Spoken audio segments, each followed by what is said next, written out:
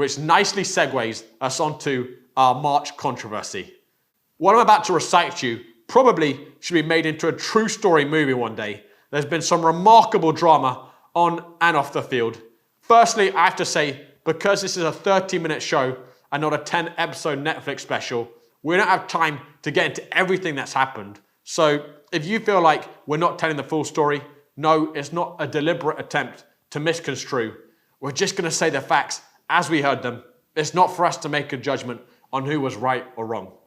If you are a viewer who is looking to make that judgment, you need to look beyond this show into the hours of footage, conduct a detailed ID check, and then somehow access the countless group text messages that have swirled around these events. So for the first act in this soap opera, we go to Randall's Island.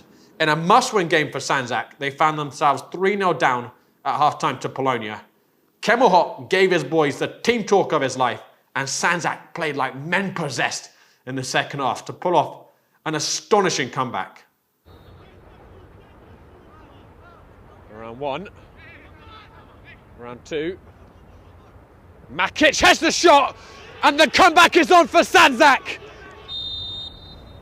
Solens, 3-2, and Sanzak are edging closer. Solens towards the far post.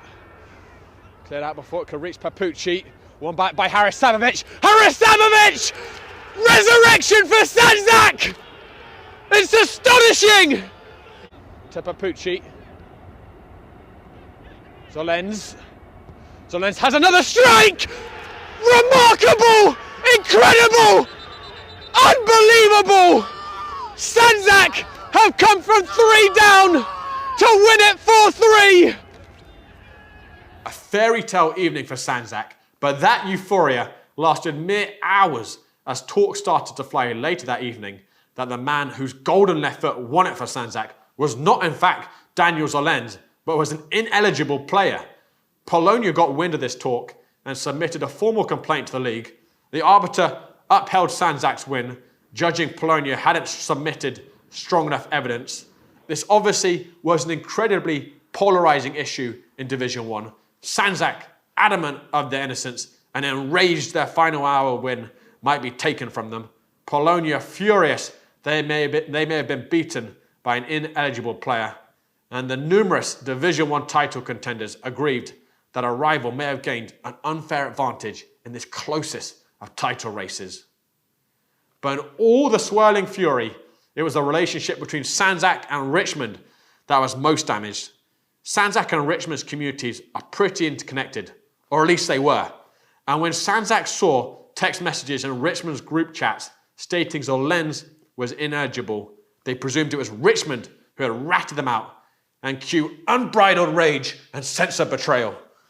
Now time can lend perspective and cool tempers, but of course destiny had it that neither team would get this time, because the very next fixture on the calendar, I kid you not, Richmond versus Sanzak, exactly a week after this controversy first went down.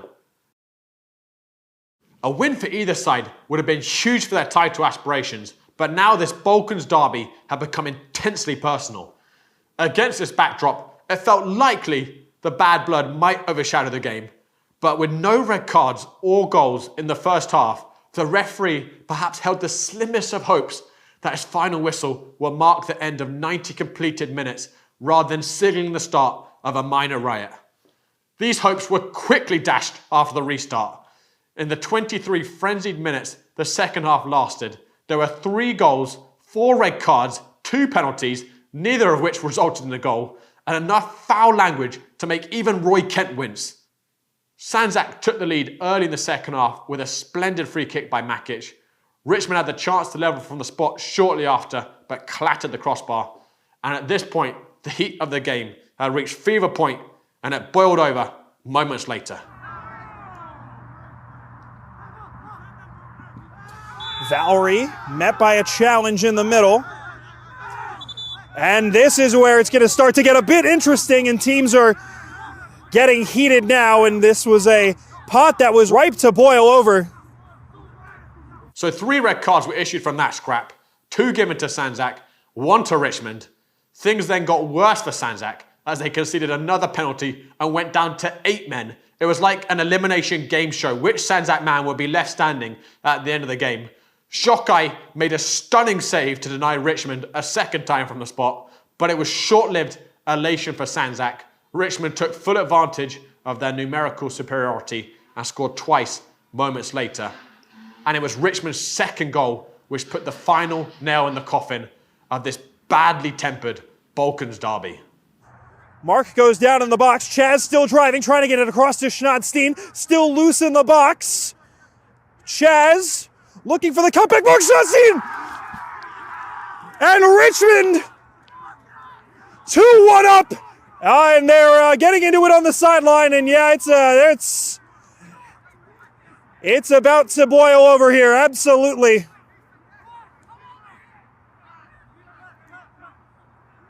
The goal triggered riotous scenes on the touchlines, and although it doesn't appear any blows were traded, thankfully, the referee judged it wasn't a game he could control anymore and called an end to proceedings.